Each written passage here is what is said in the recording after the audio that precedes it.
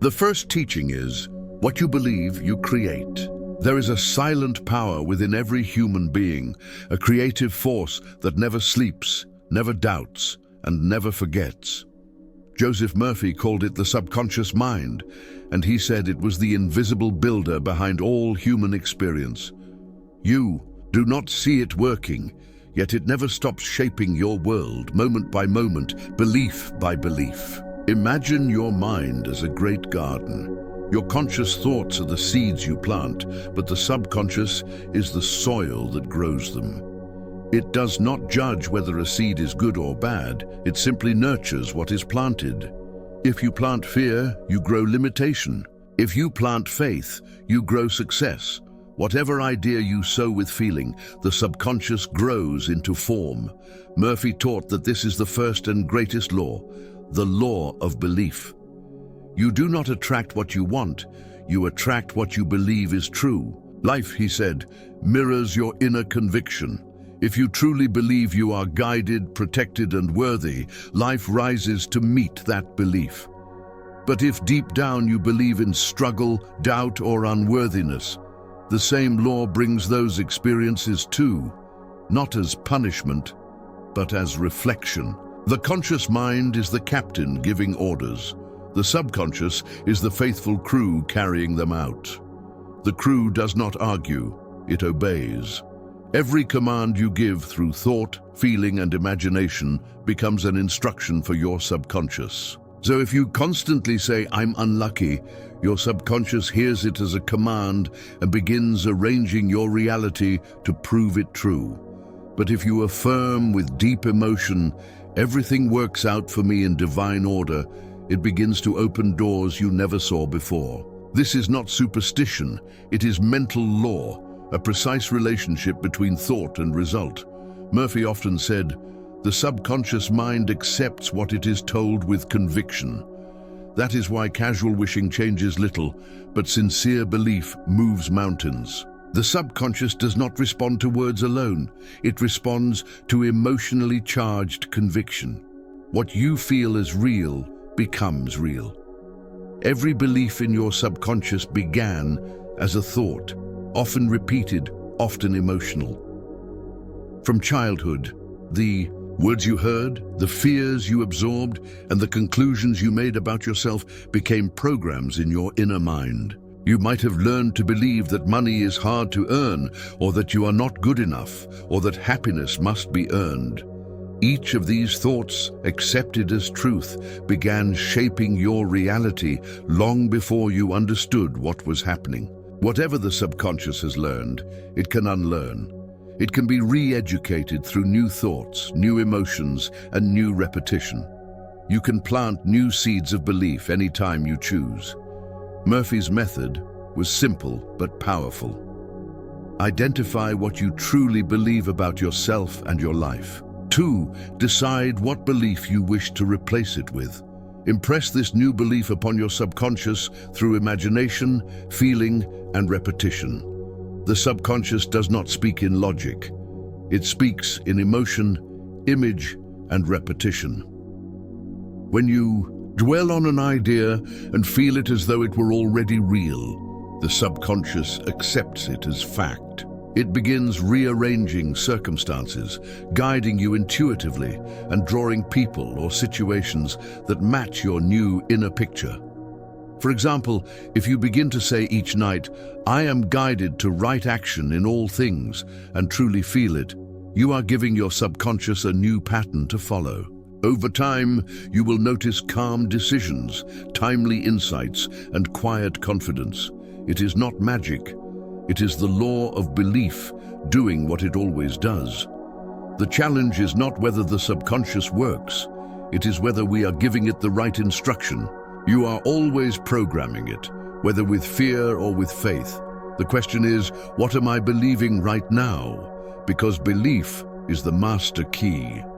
To change a belief, Murphy advised entering a relaxed, drowsy state, the moment between wakefulness and sleep, when the conscious mind grows quiet. In that stillness, softly affirm your new truth, feel its reality, and fall asleep with that feeling.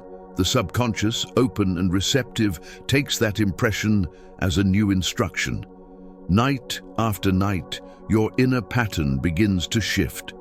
He would say, "You will never rise higher than your dominant belief." Breed. But when belief changes, the entire structure of life changes with it. Relationships soften, opportunities appear, health improves, peace deepens, because the creative power that builds your reality now has a new blueprint to follow. This first teaching, what you believe you create, is not a philosophy to be admired. It is a law to be used. It tells you that your outer world is not fixed, it is fluid, responding to your convictions. Your task is to become the master gardener of your inner world, to plant beliefs of faith, joy, and worthiness, and to uproot beliefs of fear and doubt. When you truly accept that the subconscious is your silent partner, a power that never stops listening, you begin to speak to it differently. You begin to think deliberately, to choose carefully, and to feel with intention. You no longer react to life as a victim. You create it as a conscious participant. And from that moment, your world begins to change, quietly, steadily, faithfully, in the image of your new belief. The second teaching is, your imagination is the workshop of God within you. Everything that ever appeared in your life first existed in your imagination.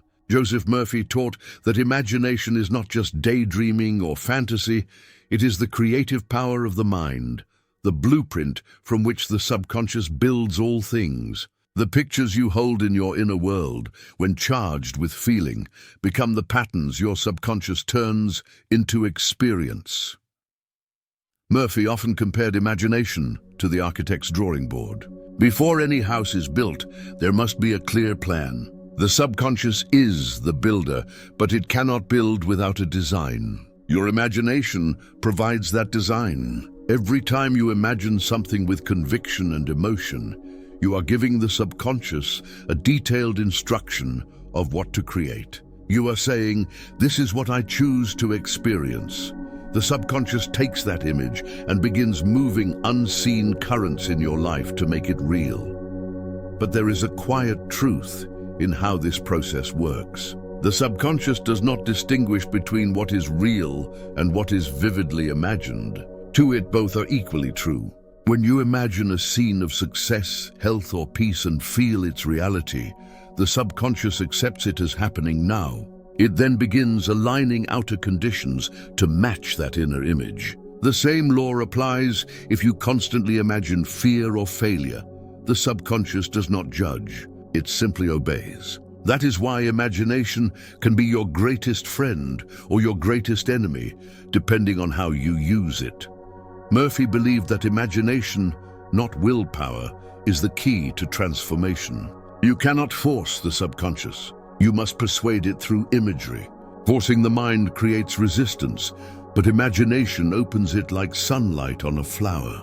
The moment you begin to see yourself already possessing what you desire, your inner energy changes. The subconscious starts acting on that picture as though it were already accomplished. This is the gentle secret of creation, to imagine and feel the desired state until it becomes natural.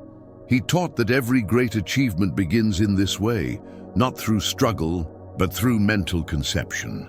When you close your eyes and imagine vividly, you are planting seeds in the most fertile soil of existence. What you consistently imagine with feeling becomes a subconscious pattern, and that pattern draws its equal into form.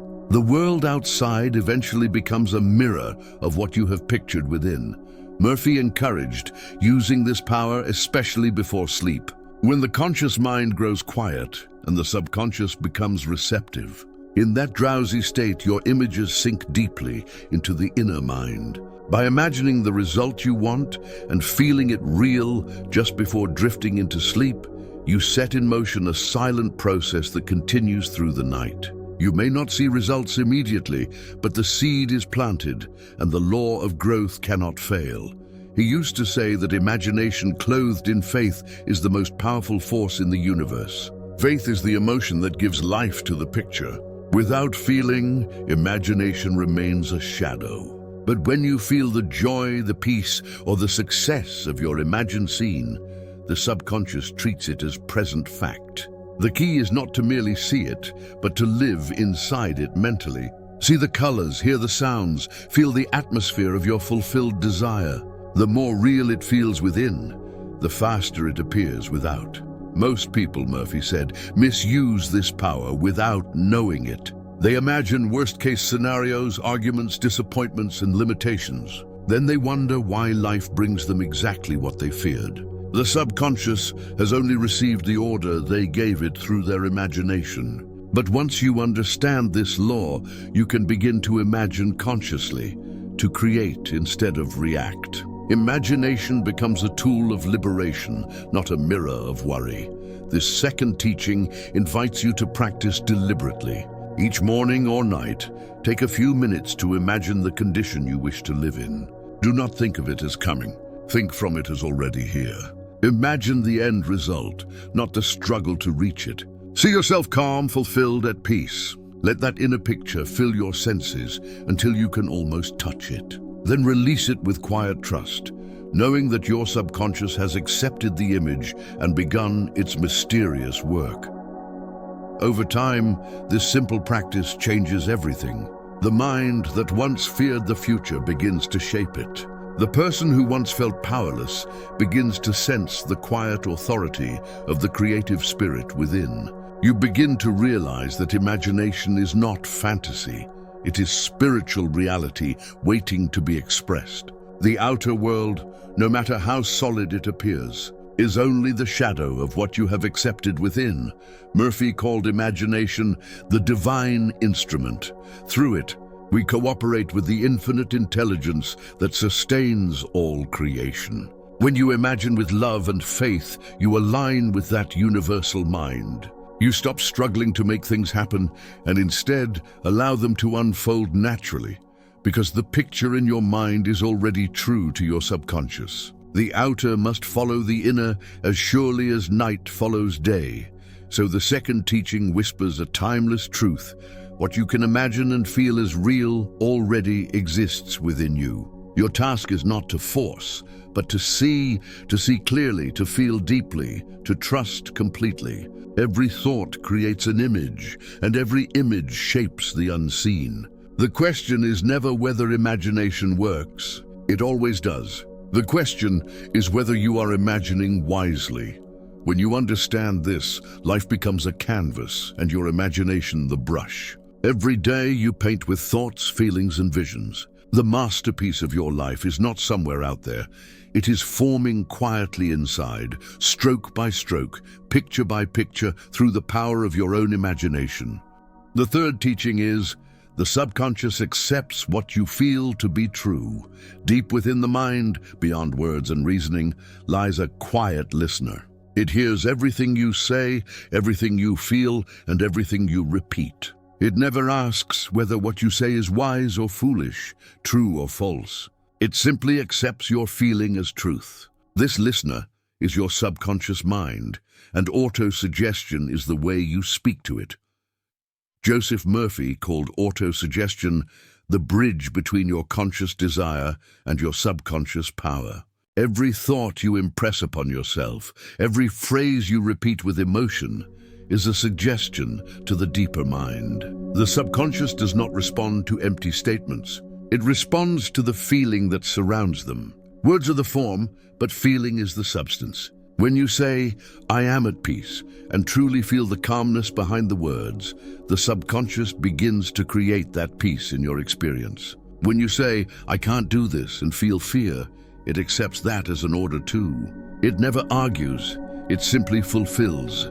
Murphy explained that the subconscious is like fertile soil. Autosuggestion is the seed. Each time you speak or think with emotion, you plant another seed. Repetition is the watering process, and feeling is the sunlight. Over time, those seeds take root and grow into conditions, habits, and outcomes. That is why people live according to what they habitually tell themselves. The inner dialogue becomes the outer reality.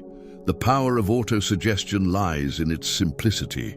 You are using it every day, whether you know it or not. Every complaint, every declaration, every emotional thought is a form of suggestion. The difference between an awakened person and an unaware one is direction. One uses suggestion deliberately.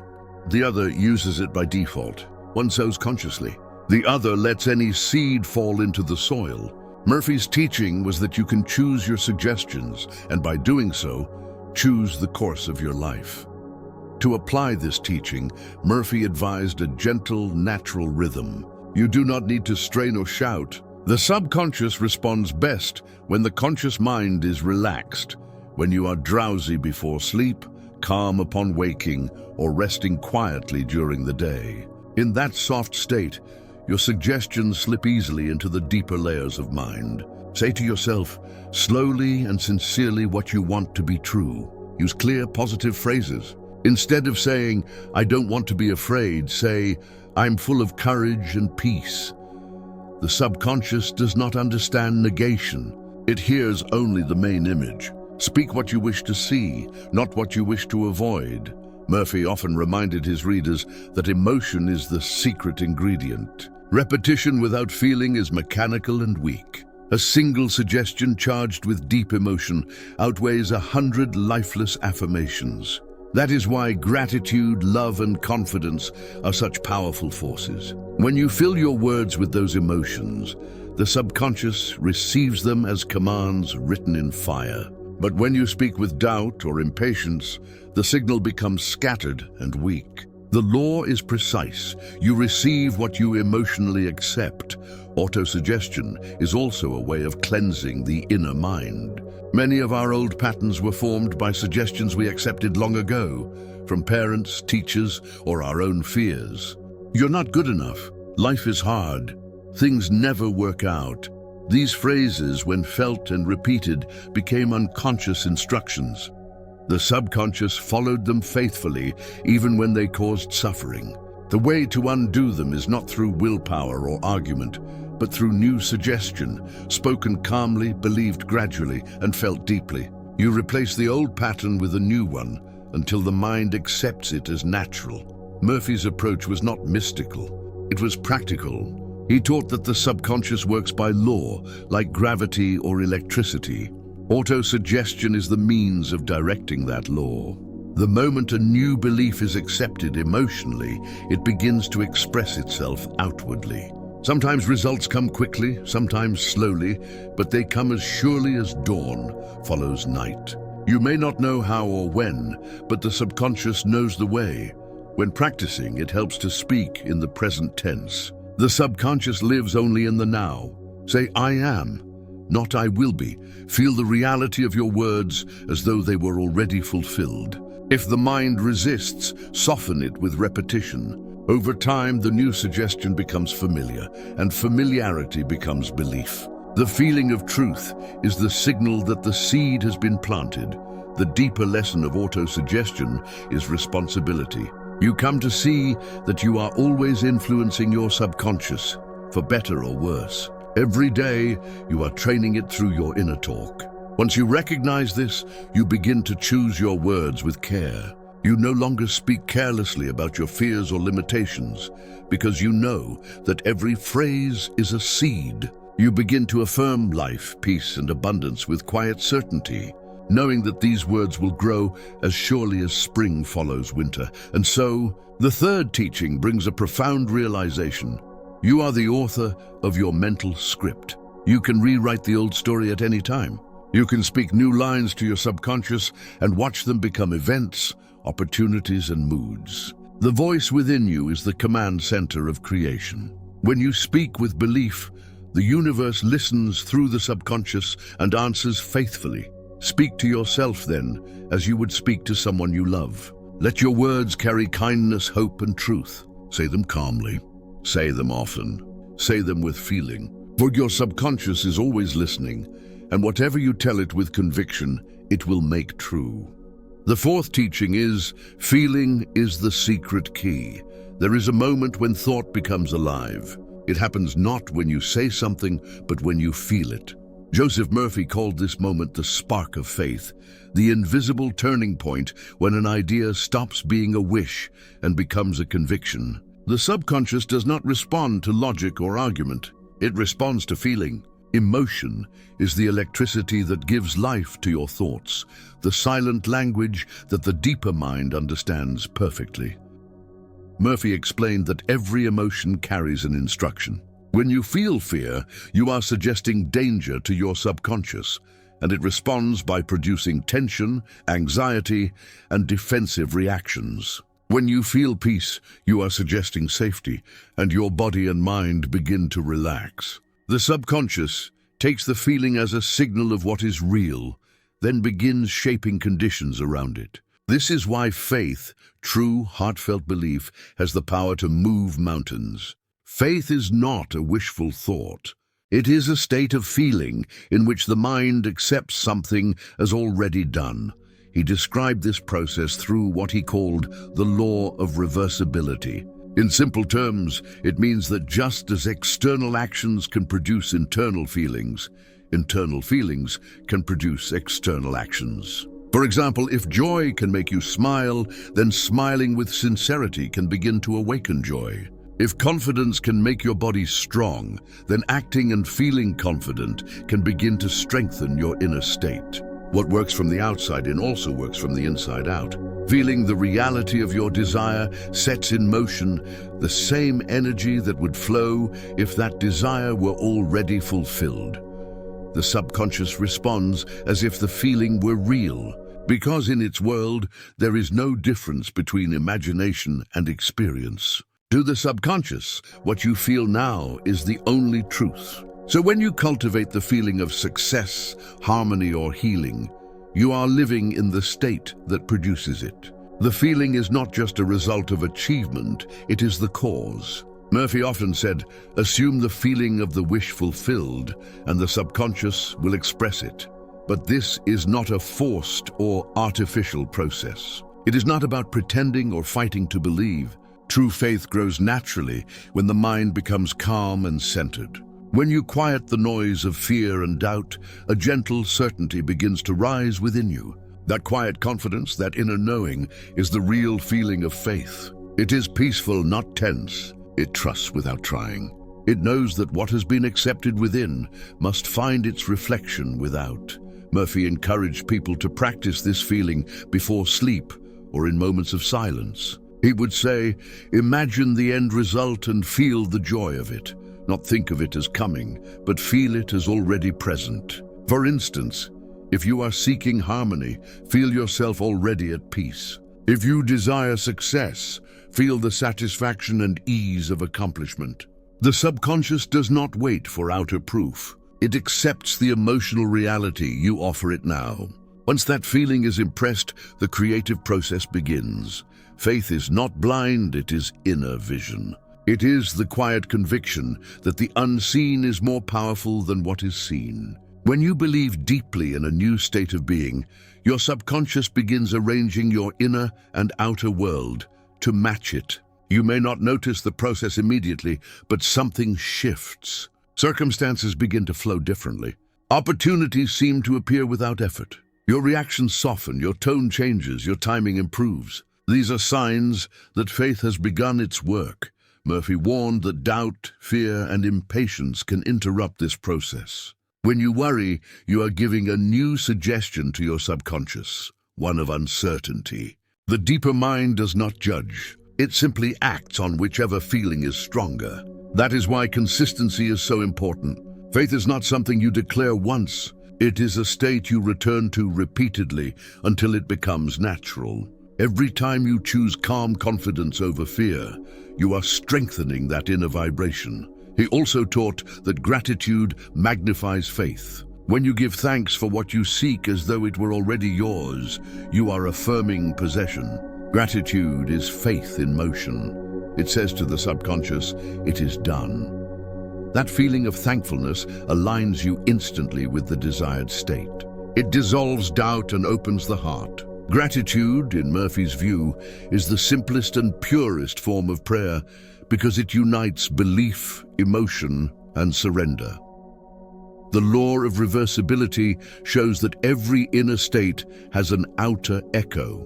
You do not need to wait for the world to change before you feel joy. You can feel joy now, and the world will echo it back. You do not need to wait for evidence of success. You can feel successful now, and the evidence will follow. Life reflects what you inwardly assume to be true.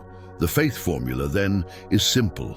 Imagine clearly, feel deeply, and trust completely. Do not worry about how the result will come. That is the work of the subconscious. Your part is to hold the emotional pattern, to live in the vibration of the wish fulfilled.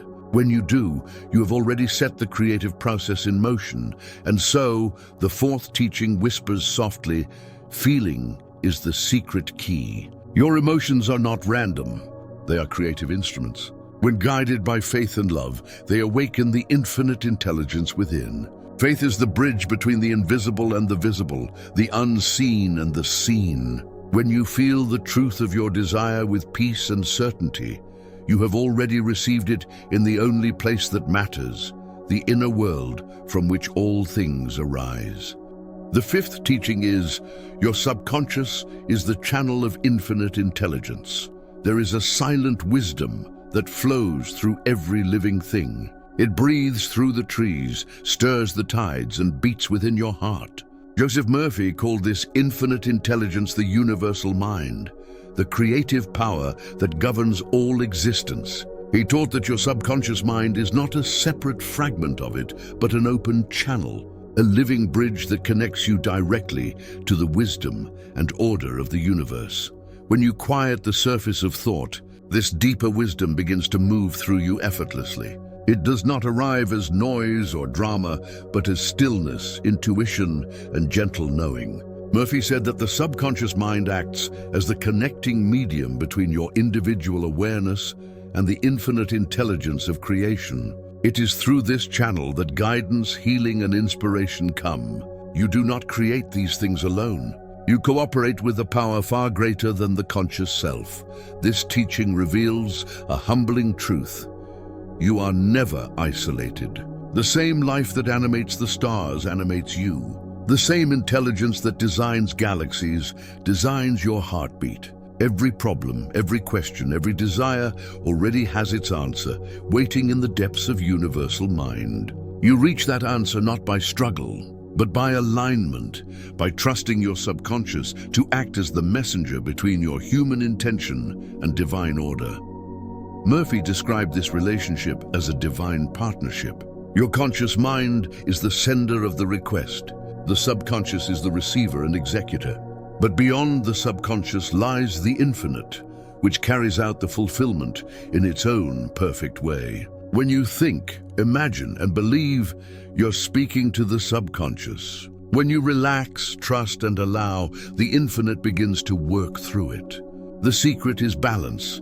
You must do your part. Think clearly, choose wisely, and feel the truth, and then step aside, letting the deeper intelligence take over. He warned against the tendency to force results. The conscious mind often wants to control every detail, to decide exactly how things must happen. But the subconscious, guided by the infinite, works beyond your limited reasoning. It knows connections you cannot see, timing you cannot predict, and solutions beyond your imagination. When you interfere with worry or doubt, you close the channel. But when you trust and release, you open the flow again. Faith in this teaching is not blind obedience. It is intelligent cooperation with the divine process. Murphy often compared this to planting a seed. You place it in the soil, water it, and then leave it to the laws of nature. You do not dig it up each morning to check its progress. The same principle applies to your mental creations. You impress the idea upon your subconscious and then let the infinite handle the unseen growth. The partnership works perfectly when you respect its rhythm. Your role is the conscious decision. The rest is divine execution. To connect consciously with this infinite wisdom, Murphy recommended moments of quietness. Sit in silence, breathe calmly, and mentally affirm that there is an infinite intelligence within you guiding every step. As you do, you will notice thoughts becoming clear, confusion lifting, and new ideas forming naturally. This is how the universal mind speaks, through intuition and inner peace, not through force or noise. When your conscious mind grows still, the voice of wisdom becomes audible. He taught that the subconscious communicates through subtle impulses, hunches, sudden clarity, feelings of direction. When you are relaxed, these impressions rise effortlessly, leading you toward right action. The more you practice listening, the more fluent you become in this language. The guidance may come as a simple urge to act, a feeling of rightness, or a calm assurance to wait. The subconscious, guided by infinite intelligence, always leads toward harmony, never toward fear. This partnership also explains the phenomenon of inspired creativity. Every invention, poem, or discovery begins as a flash from the universal mind. The individual becomes an instrument for that power when the conscious mind is open and receptive. Murphy believed that anyone could access this level of inspiration by trusting their subconscious and asking sincerely for guidance. Turn your problem over to the deeper mind, he said, and it will reveal the answer in perfect order. But this cooperation requires humility. You must accept that the finite mind cannot see the whole picture. The subconscious, linked to the infinite, sees beyond appearances. What may look like delay or detour is often divine adjustment. The timing of the universe is precise. When you surrender the need to control and instead affirm that right action is taking place now, you align with the higher intelligence that never fails. In this fifth teaching, Murphy invited people to replace anxiety with quiet confidence. The more you trust the divine partnership, the more effortlessly life begins to unfold. Ideas come at the right moment, help arrives in unexpected ways, and what once seemed complex begins to simplify itself. You are not doing these things alone. You are cooperating with the infinite wisdom working through your subconscious. When you understand this, prayer takes on a new meaning. It's no longer a plea to something outside you, but a communion with the intelligence within you. To pray, in Murphy's view, was to recognize that the answer already exists in the infinite and to allow your subconscious to bring it forth. You are not asking the universe to change. You are allowing yourself to align with its perfect order. So the fifth teaching reminds you your subconscious is the channel of infinite intelligence. You are not a small being lost in a vast universe. You are an expression of the same mind that governs it. The creative power that shapes galaxies listens through your own inner stillness. When you speak with faith and feel the truth of your words, the infinite hears through your subconscious and answers with precision. Trust the partnership. Speak your desire clearly, then rest in silence. Know that the deeper wisdom has received your request and is already working. The universe always fulfills the image held with faith, for the intelligence behind all creation is the same intelligence that lives in you.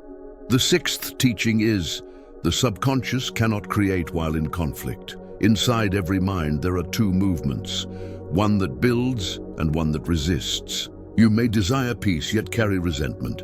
You may wish for success, yet feel unworthy. You may pray for love, yet hold anger within. Joseph Murphy taught that such inner contradictions block the creative flow of the subconscious mind. It cannot produce harmony from division. The mind must first be at peace with itself before it can express that peace in life. Murphy often said that the subconscious is like a clear mirror. When the surface is calm, it reflects divine ideas perfectly. But when disturbed by guilt, hatred, or resentment, the reflection becomes distorted. The creative power is still there, but it can no longer express clearly. Forgiveness, then, is not an act of morality alone. It is a spiritual law, a cleansing process that restores the mind's clarity and frees the subconscious to create again. He explained that every thought of anger or bitterness impresses conflict upon the subconscious. When you dwell on how someone has wronged you, your own mind holds that image of discord. The subconscious accepts it as part of your inner world and begins reproducing similar conditions, tension, struggle, and emotional unrest. It cannot distinguish between what you feel about another and what you feel about yourself. Whatever emotion you send out, you keep. Forgiveness, in Murphy's teaching, is not pretending the past did not happen. It is releasing yourself from the emotional chain that keeps it alive. It is saying to your subconscious, I choose peace instead of pain. The moment you sincerely decide to forgive, even if the feeling takes time to follow, you begin to dissolve the mental pattern of resistance. You clear the channel between your conscious desire and your subconscious power. He often guided people to imagine those who hurt them bathed in light and peace. Not to excuse their actions, but to free their own hearts from the poison of resentment. You cannot be healed, he said, while you are condemning. The emotion of condemnation tells the subconscious that conflict still exists, and so it continues to reproduce it in the outer world. But when you bless the person, release the memory and choose peace, the subconscious accepts that as a new emotional truth. Then healing begins, not only in relationships, but in the body and mind as well. Murphy saw the connection between inner harmony and physical health as direct. The subconscious governs every cell of the body. When it receives messages of bitterness or guilt, the body mirrors that tension. But when the mind returns to peace, the subconscious restores balance and vitality. Forgiveness is therefore not weakness. It is an act of profound intelligence. It releases blocked energy and allows the creative life force to flow freely again. To forgive is also to forgive oneself. Many carry hidden guilt for past choices, mistakes, or missed chances. That self-condemnation lingers in the subconscious as a quiet resistance, a belief that one does not deserve happiness. Murphy taught that such guilt is unnecessary and destructive. The infinite does not condemn, it only gives. The moment you sincerely decide to forgive yourself, the burden lifts. The subconscious, no longer chained by the memory of failure, begins to build anew. He advised, speaking gently to the inner self, I release the past. I'm free and at peace. The love of the infinite fills my mind. These words, spoken with feeling, wash through the subconscious like a healing current. You do not need to fight the old emotions. You simply replace them with higher ones until peace becomes natural again. The subconscious cannot hold two opposing states at once. When love and peace are impressed upon it, fear and resentment fade naturally. Murphy's law of harmony extends beyond personal emotion. He believed that the entire universe operates on the vibration of peace. When you align your mind with that frequency, life begins to cooperate with you. Circumstances that once seemed hostile begin to soften. People respond differently. Paths open where before there were walls. The outer world always echoes the state of the inner one. To live in harmony with others, you must first be in harmony within yourself. He reminded his readers that forgiveness is not about weakness or surrendering your dignity. It is about choosing freedom over bondage. You do not forgive to justify what happened. You forgive to reclaim your creative power. Holding anger is like holding fire. It burns the one who carries it. Letting it go is not losing. It is returning to your true nature. Murphy often said that harmony is the natural rhythm of life. When you resist that rhythm through fear or hatred, you create dissonance. When you surrender to it through love, everything falls into place. The subconscious, once cleared of conflict, becomes a perfect instrument of the divine. It begins to express beauty, health, and success effortlessly, because these are its natural expressions when undisturbed. The sixth teaching, then, is a call to inner reconciliation. It asks you to make peace with yourself and the world, to let go of the inner arguments that keep you divided. The moment you choose harmony, the subconscious accepts that new instruction and begins to rebuild your life accordingly. Forgiveness is not something you do once. It is a state you live in. Each time you release judgment and choose love, you return to your center. Each time you refuse to replay an old hurt, you reclaim your creative power. You begin to realize that peace is not a reward. It is a choice made again and again until it becomes your natural state. And when peace becomes natural, creation flows effortlessly. The mind becomes clear, the heart light, and life begins to mirror that stillness. The subconscious, once divided, is now whole again, and in that wholeness lies its full creative power, the ability to manifest, to heal, to love, and to live in tune with the infinite. The seventh teaching is, assume the feeling of the wish fulfilled. Every creation begins twice, first in the unseen, and then in the visible. Joseph Murphy taught that the outer world is nothing more than a shadow of your inner conviction. To change your reality, you must first change your inner state. This is the essence of the miracle mindset, the art of living from the end, of thinking and feeling as though your desire were already a fact. Murphy said that the subconscious mind works by conviction, not by hope. It acts upon what it accepts as real. When you wish for something, you affirm that it is not yet yours. But when you assume it, when you feel its presence in your heart, you give the subconscious a new command. This is my reality. From that moment, unseen forces begin to align, drawing conditions, people, and opportunities that match your inner assumption. The process is quiet, but its results are profound. He described this mindset as living in the completed state of your desire. If you want peace, you must feel peace now. If you seek abundance, you must carry the feeling of abundance now. The subconscious cannot bring you what you are waiting for. It can only reflect what you are being. Every feeling is a mold in which life pours itself. To assume the feeling of the wish fulfilled is to become, in consciousness, the very thing you seek. Murphy explained that this is not pretending or forcing belief. It is embodying the reality inwardly before it appears outwardly. You move your awareness from the state of wanting to the state of having. The subconscious, once it feels the new state as true, begins to construct it in the outer world through ways beyond your reasoning. The how is never your concern. Your task is to maintain the inner atmosphere of fulfillment until it hardens into fact. He taught that the perfect time to practice this is when the mind is most receptive, in the stillness before sleep.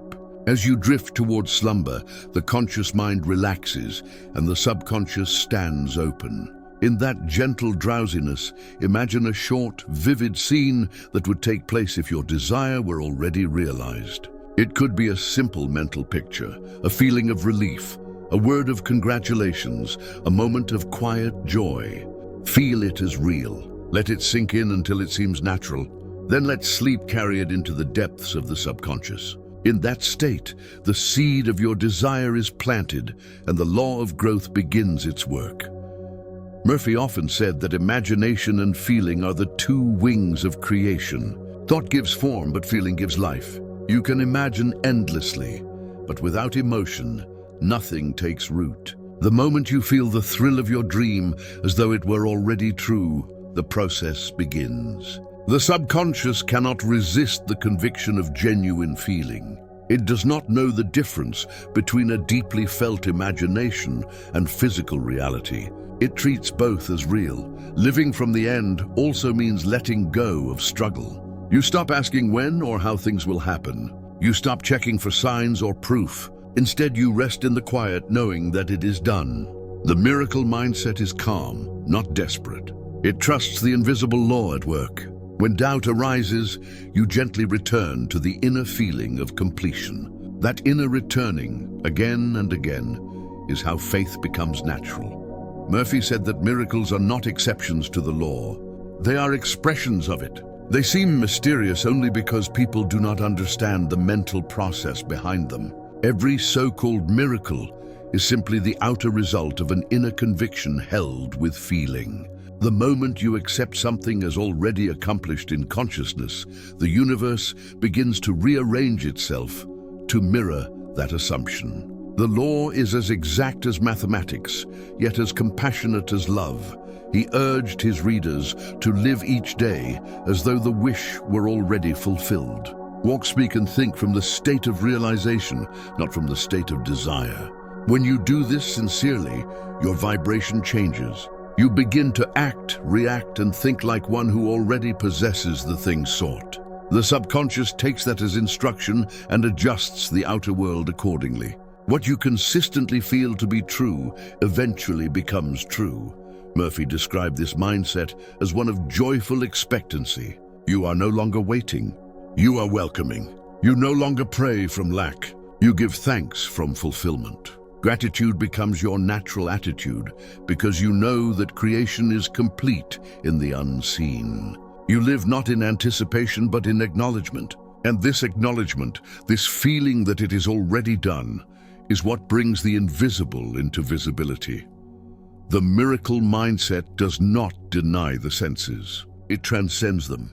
It sees beyond appearances, trusting the deeper law that all things are first created in thought and feeling. When challenges appear, you do not react with fear. You return inward to the finished state. You remind yourself that the end is certain and that appearances are only temporary shadows of your previous thoughts. In that quiet confidence, the outer world begins to shift, often in ways that seem effortless or impossible. Murphy's message in this final teaching was simple yet eternal. You are the architect of your world, and your imagination is the blueprint. The power that creates galaxies is waiting for your direction, but it needs a definite pattern to follow. That pattern is your feeling of already having what you desire. When you live from that end, life rearranges itself to match your belief. So the seventh teaching stands as the crown of them all. Assume the feeling of the wish fulfilled. Not tomorrow, not someday, now. Feel it deeply, trust it completely, and release it peacefully. The subconscious, connected to infinite intelligence, will carry out the details in perfect order. And as you live this way, life itself begins to feel like a miracle, not because miracles suddenly appear, but because you finally realize they were always the natural result of believing from the end. Every answered prayer, every sudden blessing, every turn of fortune, are reflections of the inner conviction that it is already done. In that knowing, the mind rests, the heart opens, the universe moves, and the miracle, quietly, gracefully, but becomes reality.